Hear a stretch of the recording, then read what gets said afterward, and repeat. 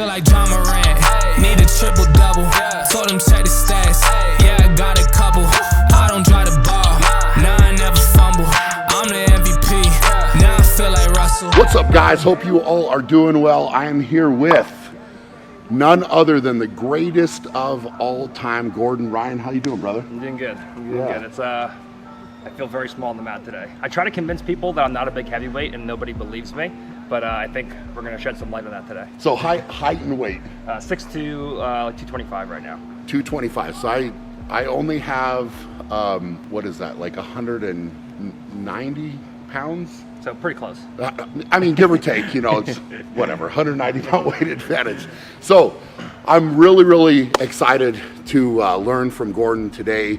He is, he's a master at this, and I am a novice in every sense of the word. So this is going to be a heck of a lot of fun. And, you know, anything I can learn right now, I'm like a sponge, right? So this is a really, really cool opportunity, beautiful facility to be in. And I appreciate you having me, man. Of course, yeah. We're going to go over some half guard passing today and some finishes from top mount. So that'll be fun for these guys to get drilled on with Brian.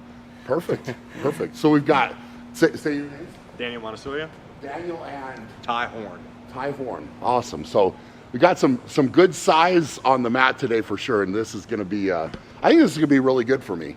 Really good to learn and feel and yeah, experience. Fun fact: this will probably change today, but Dan is actually the strongest person on the mat that I've ever touched. It's actually like ridiculous because he's like 4 times as strong as anybody else that I have to compete against. So we'll see how Brian stacks up today. Love it, love it, love it. So we're going to start off just in a half guard scenario. So you guys, so I have a knee shield in place. So you guys knee in front. Good. Now you'll see if you just try to come forward and grab his head and get chest to chest, you come onto his frames from here. So you have to bat one of the frames down. So just you're saying here. Yep. And then bring this around. And now good. So now sit almost to your hip. And just throw this forearm down to the floor and control his head. Good.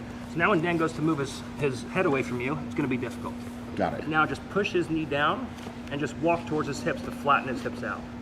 Nope, towards his hips. Good. Now put your elbow on the floor and cover his hips, right elbow. And now take your left hand around and cross face him. Beautiful. And now you can get chest to chest. Okay. Very good. Makes sense. Good. Awesome, man. Try to listen. Just do that a few times, get used to it, and then we'll work on it going in. And whatever pace you're comfortable, I can work around your pace. So if you feel comfortable, then we'll move on. So I try to come here, then I'm gonna go. So it's more left here. So the right hand's gonna come across, and your forearm is just gonna chop the tricep down. Forearm. Here. Good. And then put some pressure, come this way. A little bit down. And sit with the left hand around the head. So this is going to come here. Left hand. I got you. Good. There you go. Okay. Now start walking his hips flat. And now right elbow covers the hip, and left elbow reaches around. And now you have the cross face.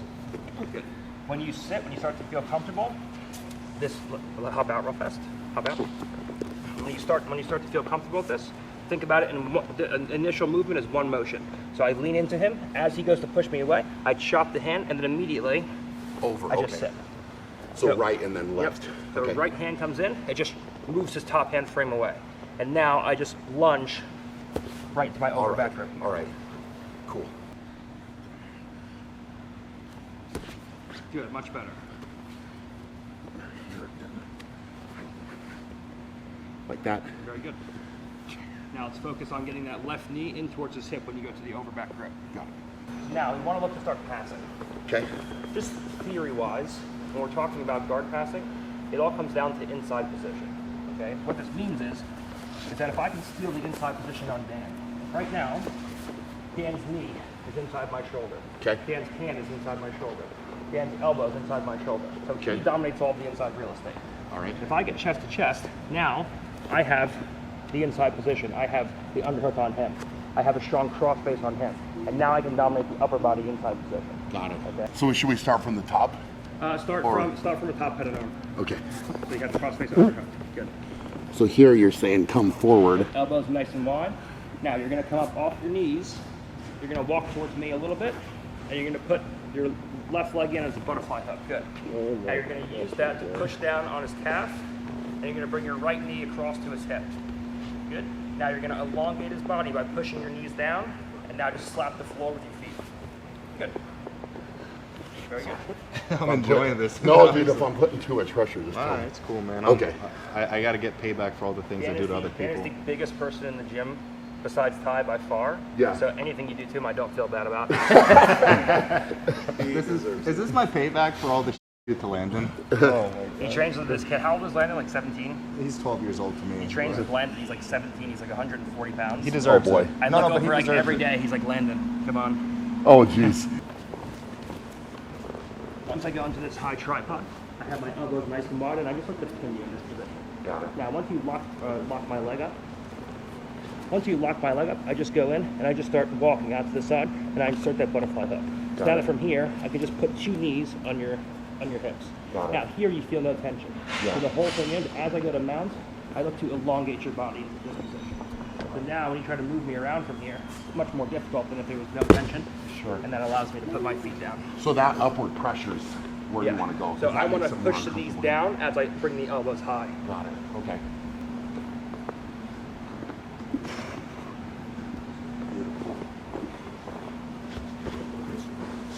Very good.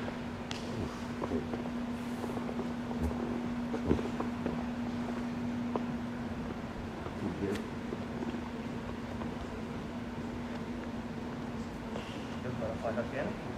Now knees pinch and slide the knees down and open the elbows high. Very good. So wider here, Yep. up a little bit and wider. Okay. Let's work on some Kaliatame, some head and arm finishes from this position. Okay. All right. If you have the arm isolated already, it's a pretty easy thing, but you should also know how to isolate an arm from mount if you just end up in mount and the guy is just shelling up and having his hands in tight. Got it. Okay, so first we'll go over that. So right from here, if we have mounted position, we have the top head and arm and you pass from half guard, and we just walk everything up. But if we mount the guy and he frees his arm for whatever reason, we should be able to isolate the arm from here. Okay. The big mistake everyone makes is when they go in, they use grips where the palm points towards their partner. So now, when I go to push the hand down, you're fighting against his back and his chest, the strong muscles from here. So what I do is I use an underclasp. Where now, when I go to push his wrist down, you're fighting against the rotator cuff. The rotator cuff is very weak. Okay. So right from here, we just go in and we just push the hand down and we get a hand down to the floor. Okay? And we switch, we go in, we go underclasp, and we push, and we put a hand down to the floor. Now, many times from here, as you go to push, your partner will lock their hands in this fashion like so. Okay. Whenever I see this, I look at which hand is on top and which hand is on bottom. If you look at the mechanics of the grip, if I push Dan's top hand into the bottom hand, you'll never break the grip. Okay. So I always access the bottom hand. Accessing the bottom hand now will allow me to start leaning forward and bringing that bottom hand down to the ground. Okay. If I go to push and Dan goes to switch grips, I have to be cognizant of this. Then I just go double cross and I push the opposite hand down. So we start to get creative. So either one, is there a side I want to try to pick to open, or does it? Because you're symmetrical from here, either side, it's just your preferred side. Okay. As you start training, you'll have one side that you're better on, so you'll want to go into underhook on that side. Got it. But you can do either side. The main Okay. thing is that you look at his bottom hand and you expose the bottom grip. Got it. So now would go here, Yep. and then you get. Good. Now 2-on-1. Now left hand comes around and cross faces. Now grab his hand and stop there. Beautiful. Now once we actually have a hand that's elevated up and over our partner's shoulder, what we're looking to do is to get the elbow above the shoulder. Okay. Anatomically, the second the elbow comes above the shoulder, your partner's drastically weaker. Okay, if the elbow's below the shoulder, he can pull the elbow down hard. The second the elbow drifts above the shoulder line, the line that draws his two shoulders together, his strength is gonna be cut by 50%. So that's the goal, is to get Yeah. the elbow above. To get the elbow above the shoulder. Okay. You're gonna see the second the elbow moves above the shoulder, the strength almost disappears relative to below the shoulder. Okay. Okay, so the problem is that once I get here, and I punch my underhook in, now Dan will be fighting to pull his elbow down. So he will be fighting to pull his elbow down, and I'll be stuck in a position like this. Okay. So what everyone tells you to do is they call it spider walk, the fingers up. The problem is, if he's strong and I just go to spider walk up, it will never be able to move your partner's arm up. Okay. What moves his arm up isn't the walking of my fingers, it's the moving of my head. If you look at Dan, his center line is the line that cuts his body in half. Right now, my head is on one side of that line. When I move my head to the other side of that line and I straighten my arm, no matter how big and strong Dan is, when he goes to pull his arm down, if I take my head and I move it across that line and I straighten my arm, it will lever his arm up. Okay. Now, I just walk my fingers in an arc towards the center line. So what happens is he goes to put tension, I straighten my arm, and I walk the fingers, and the fingers are the placeholder. They're not what makes the movement. They just hold the place. Okay. So now I come back. Now I move an inch or two. He goes to put tension in. I move my hand. I move my head. I straighten my arm, and I walk an inch or two, and I come back. Now from here, he goes to bring his arm down. I straighten my arm. I walk my head. Move my head, and we walk the fingers up. Now he goes to bring the arm down, and we just walk until we incrementally walk everything up. And the second that elbow comes above the shoulder line, a couple inches, now from here, when he goes to bring the elbow down, there's just no way. And now I can just finger walk the rest of the way from here until I can go in and I can grab my own elbow from here, or I can just touch his head depending on how big he is. Okay. Now, once his elbow's above his head, the whole thing is I use body weight to keep it there. So now I just lean my weight forward towards Dan's elbows. Okay. When Dan goes to pull the elbow down now, it means nothing. He can always keep that elbow up and above the head. Okay. So right from here, we finished right here. So right away, we're just gonna put that underhook in place. Now, right from here, Dan is gonna look to take that elbow down and pull everything down. If I just try to walk the fingers, you can experiment with this. If he goes to pull down strong, there's no way the fingers will walk it up. When he goes to pull down just as strong, the moving of the head and the straightening of the arm and the walking of the fingers will bring that arm up until eventually they get the elbow well above the shoulder line, and then we just walk it the rest of the way, and now we can go in and start to go into our head and arm. So that moving of the elbow, is that it's kind of a push? He's going to give some, you're giving some. He's going to fight it until. So he will try to pull the elbow down. Then you'll both kind of relax the tension, and then you'll start to go again. He'll pull the elbow down. Now, are you waiting for a moment there where he's like, all right, I'm going to let him push a little bit, and then as soon as he gets a little bit fatigued, now I'm going to go into it a little bit. You're in a longer match and you just want to play like an efficiency game, but mechanically it's so strong that even if he's pulling down the whole time, you'll be able to still walk. go in there. Okay. Yeah. All right. If you lay down, Okay. But like if I were to get a lock here on you. if you lock the hands, now I have to dismount. Got it. And now I start pulling you up into more positions on your side. Got it. Okay. Now, so I dismount. Okay. The only exception is if my shoulder is underneath your armpit. Okay. Because now, if my shoulder is underneath your armpit and you lock from Got here, it. now from here, I can go in and I can start separating by coming forward and switching into other various grips and bringing that arm up. So now, if you try to pull your elbow down, it doesn't matter how strong you are. Makes sense. Yeah. No, that's great. So if I were to try to post from here on your hip, you're still going to be able to move. If I go here, Yeah. if I feel a hip post, Yeah. my whole thing is I just wait, and every time you go to bridge, I just move. I just control your legs from here. Got it. So I take out your bridging legs. So as you're going to take me over and move me around, I just play here. Got it. And now, as you're going to pull that elbow down, you're focused on escaping, you're focusing on pulling the elbow, and I'm just straightening and I'm walking. Okay. I'm straightening and I'm walking. Now, once your elbow's above the shoulder, now you're going to pull it down now, and there's just no way. No, I can squeeze all I want, and you'll feel almost no pressure. But if I go here, and I don't have that strong connection, you feel tight, but it's not Yeah. strangling you. Yeah. So the whole thing is once I get here, I want to push you across the body. So now if you try to bridge over your right shoulder, you bridge into my support hand. It's hard. Now I go to post hand, and I kip, and I kip, and I kip. The second I come down, you immediately feel the strangling pressure. Yeah. The second I dismount from here, and I go to start finishing, when you go to move around, it just gets so tight Oh, it gets right tight, away, pulling everything across.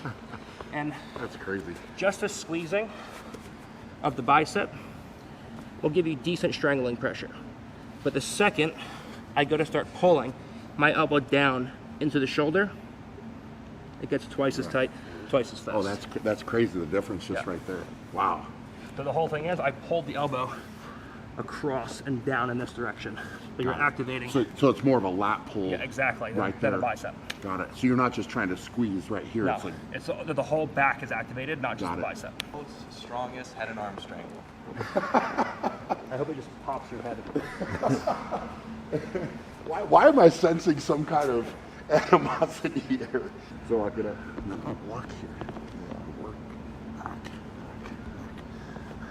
And then from here, head out. Good. I Now, tap, just it's shimmy gonna him be and strangled, walk him so just to your grab left on. so his shoulders come off the ground. Shoulders off the ground first. Good. And now slide, almost slide your whole body that way and keep elevating it. Good. Now, No. post the hand, support the head. Now, kip. Good. Post the head even more, and just kip and push the head into the elbow. So hand moves up and down like Okay. this. I'm tapping. Okay, good. So right from here, lock the hands. So like Good. this. Yep. Now, Okay. as you come down, bring your left elbow nice and high. So I'd come here. Good. Now dismount, drop the outside hip, and now pull your right elbow down into his shoulder and across the body. Good. I can feel that right It there feels because like you're not doing a bicep. Sorry. That was great. It feels like you're almost doing nothing Yeah. because the strangle's set properly. Yeah. And once the elbow comes into once the lat engages, it's just like there's so much strangling pressure that it feels like there's almost nothing to be done. And the thing is too that's feels awesome, at least initially, is it's not like once I got there, it's not like I have to work that hard, or I'm not like No, squeezing. no. It's more like, okay, we're here now, we'll start pulling. Yeah. But you're in such a good position. Yeah. The pins, That's the crazy. pins crazy. are with body weight. Okay. So you're not using any strength from top position, ideally. Yeah. And he's carrying body weight using strength from bottom. And then once you apply the submission, that's when all your strength comes into play. It's not you're using all this strength to hold him down. It's you're just applying body weight. So That's where the pressure once comes you get in a great position, then you then only it's apply tension. okay. So it's just a pressure position. That makes so much sense, man. That's awesome. That's Yeah, of awesome. course. You know, I always wanted to meet Brian Shaw. I didn't think this was gonna be. I didn't think this was how I was gonna meet Brian. Just a handshake. I'm here just getting.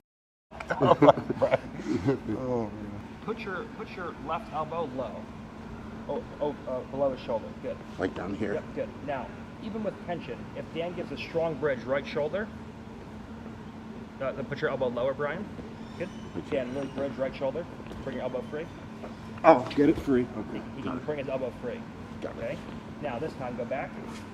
Now put your elbow high. Now when he goes to bridge right shoulder.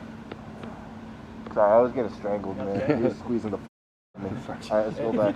If he goes now, if you lock up decently Lock your tight, hands. and he goes Okay. to bridge right shoulder, it's much harder to free the elbow. That makes Because yeah. because It's a your much base better. is much wider. Let's do. Let's just cycle through. We'll do just very light, just so you get used to it with resistance. Yeah. We're going to do a passing round where you're in half guard on Dan, Okay. and you're going to pass. If you get the side control or mount, then that's a win for you. Then we'll stop there, and then we'll do a situation where you're top mounts, and you have to try to isolate arms, and he has to try to escape. Okay. And you'll cycle through half guard and mount a couple times with Dan, take a little break, go with tie, take a little break, and then just go through there. Perfect. Just so you get some real life, realistic reactions. Love And then Dan and Ty will kind of play around, and then as we go and you start feeling more confident playing around, then Dan will go a little bit harder, give you a little bit more resistance, and pull it back and give you a little bit more resistance, and just get used to real world kind of resistance as we play from there. Well, that's great. So we'll start side. We start in half guard, chest to Okay. chest. Okay. You'll have your underhook in place, and you're trying to pass into mount or pass into side control. Okay. Good. Just play around, nice light 10-20%. Dan just going to give you some reactions, and your goal. So with this grip, should I be left on top? Yep. So whatever where- hand has the cross face is going to be on top. Got it. Yep. Now we just play from here. And there's no rush. You don't have to go right into a tripod. You don't have to do. You just play around. You make him carry body weight, fatigue him, get your balance. Nice job. Good. Reset. So you see Dan brought his bottom knee out. Yep. So you want to do everything you can to stop that bottom knee from coming out to your hip. Got it. So come up a little bit higher here. Yep. And keep your left knee glued to his hip the best you can. Okay.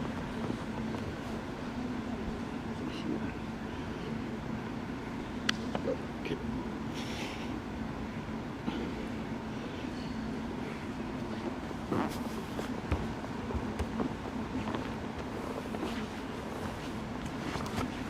Recovering.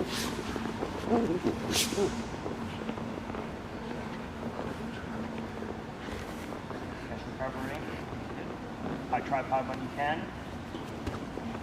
Good, and now mount. Beautiful. If you see that that knee is coming up, it's permissible to take the cross-face hand out and push the knee back down. Okay. And then you can go back to the cross-face.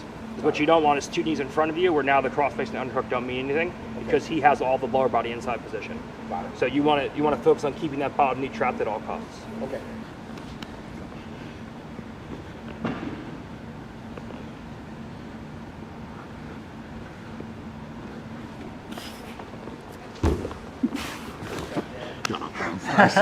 Good job. If you feel like you're going over, just open the hands and post. Okay. 'Cause at least you keep top position then.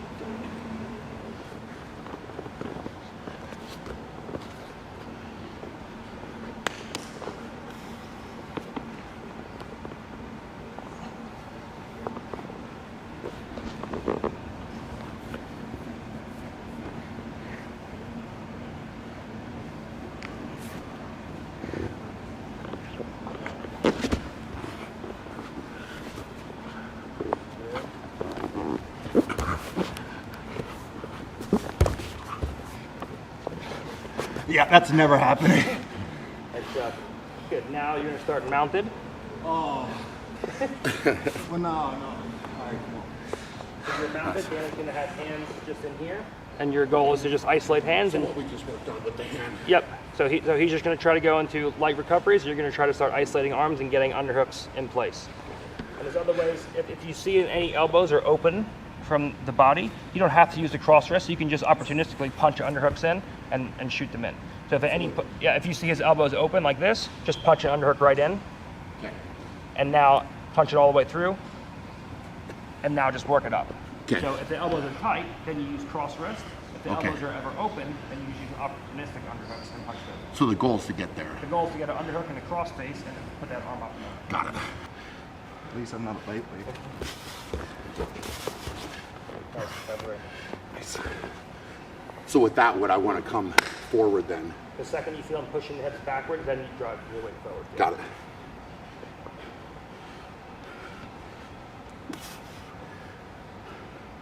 These are the underclass. Sure, sorry. You're not sorry. Good. Nice shot punching the underhook in. Good job, Dan. Did a good job punching the underhook in, but his knee came in. That's okay, but he did a good job of opportunistically punching that underhook in place. Yeah, that was scary. That was awesome.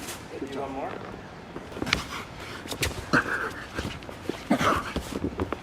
Nice job. The underhook came in, but the knees came in again. That's beautiful. Good. Got my knee in there really well. Take a little break. And then we'll switch off. We'll do a couple rounds of Thai. The Thai just going to move around and give you some resistance. Okay, go. Yeah.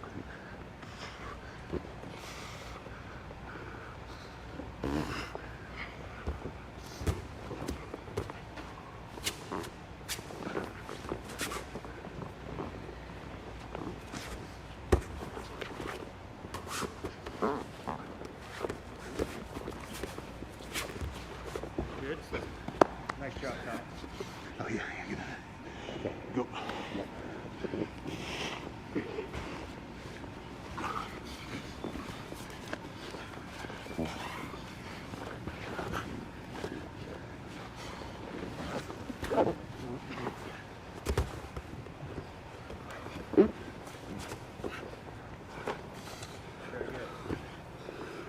You see how the second he gets back to inside position, it's hard for you to control him.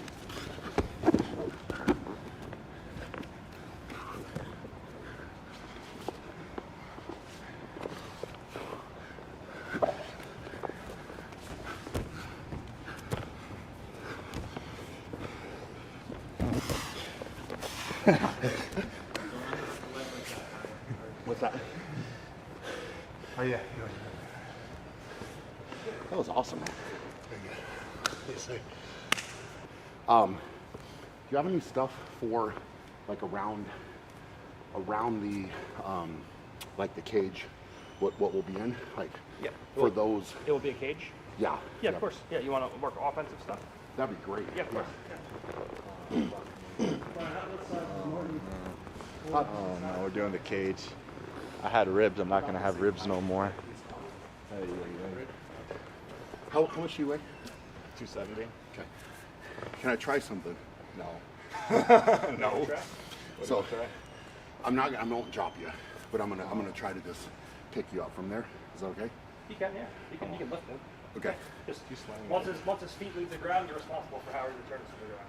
Okay. You're responsible, bro. No, I won't. You're responsible, okay?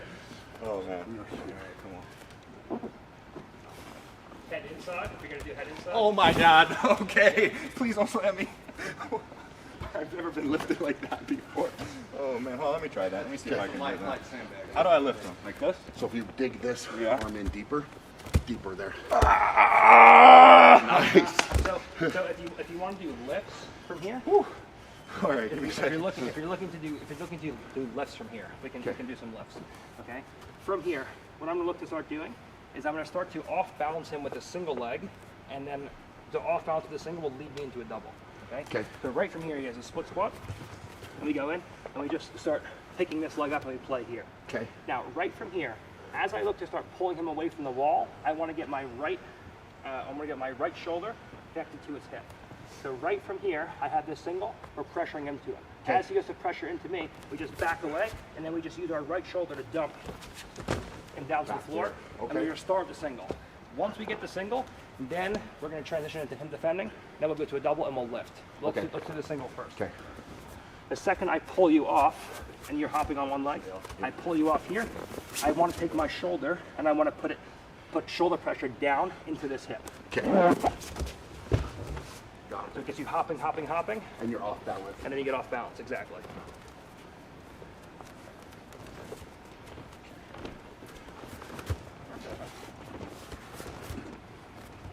So this right leg's now back in my left. As you pull him off, leg comes outside.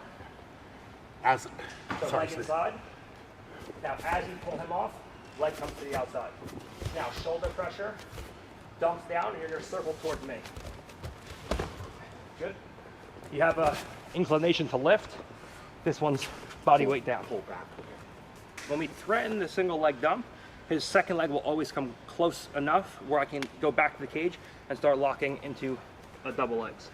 So right from here, as I go to threaten the single, he starts hopping. Now right away, we go through and we just reach elbow deep with our left hand right to his far leg, and we lock. Now right from here, once I have everything locked, now we can go in and we can start bringing the hips in and lifting up like so. Okay. Once I get him lifted, I want to put him up against the cage, because once he's pinned against the cage, then it's easy for me to control him because he can't move out in that direction. Okay. So I put him against the cage, and now we just go straight down to the floor. So now when we're on top, he can't shrimp in this direction. Sure. And that's where all of my punches start coming in from here. Got it. Okay?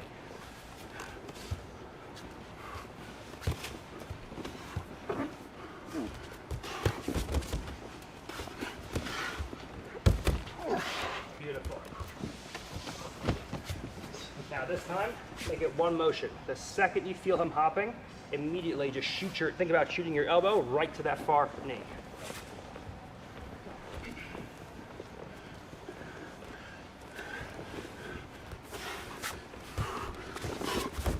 Beautiful.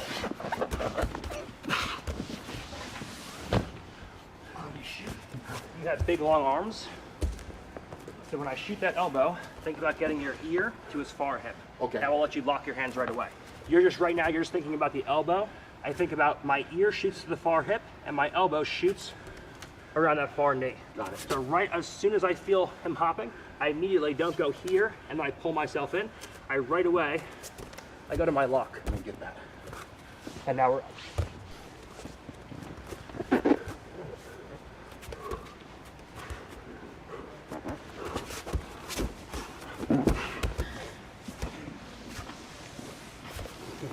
You drop me. Slam me down. You got it? No, that's great. That felt more fluid. There you go. Like as you start to hop, your balance is off, and then just go right into it. I love that. In general, just theory-wise, because your rounds are so short, lifting for the crowd and for the judges is a good idea. The longer the fights are, the less lifting you want to do. Makes sense. It's a lot more Because fatiguing. you're burning more. Yeah, it's a lot more fatiguing. Yeah. So the takedowns, they all score the same. As long as you can get on top of the guy and do damage is all that matters. Sure. Great. No, man, this is fun.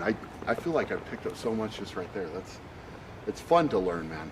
It's neat to go, like I said, it's neat to go back to like being a complete novice and having to learn stuff, and you know, so. And it's always interesting to see like someone who's moving from being the absolute best at something to then trying something else new and knowing what being exceptional is like in one area, Sure. and knowing how bad they are in the other area. Yes. Because like, you know, when you come in and like when I started training and I was a white belt and you're just like a happy-go-lucky, you know, white belt, and I was never good at anything, so I was like, oh, just having fun with it. Yeah. But then like I started striking and I knew what it was like to be really good at jiu-jitsu, and I'm like striking, I'm like, oh, I'm so terrible at this. Like it was so bad because I knew what it was So like to true. be good at one thing, and then I moved to this other thing that I was so bad at. Yeah. Oh, it's different. I get very frustrated. Do striking, and it's like we're just working on footwork, and it's like I'll get so pissed off because I want to do it again and again and again because I'm not efficient at it. And so they'll throw a new curve at me, and then it's like, oh, now I got to go back and practice. And then you're upset at yourself, and then you Completely, then you know the yes. left from right. Yeah. I get pissed. I honestly get really pissed about it because you expect that. You expect to just do it and be good, and it's like, well, even though it's brand new, you still have that mental, I guess, place where it's like, oh, all right, I'm expected to be good at this, because everything else, like when you're breaking down something else like a lift, I'm breaking it down to the smallest components, and every single thing is like, I'm going to dial this in. All right, I wasn't tight here, I wasn't. So you could break that down for an hour, one lift, where this is like there's so many parts to it, and if I'm not good at one part, then it drives me crazy. It all falls apart. It drives me crazy. You can do 98% right and 2% wrong, and then the whole move falls apart. But I think that's just. I would venture to guess that's anybody at the top level in anything is that mindset, because you wouldn't get there if you didn't have that mindset. Yeah, There's just wouldn't.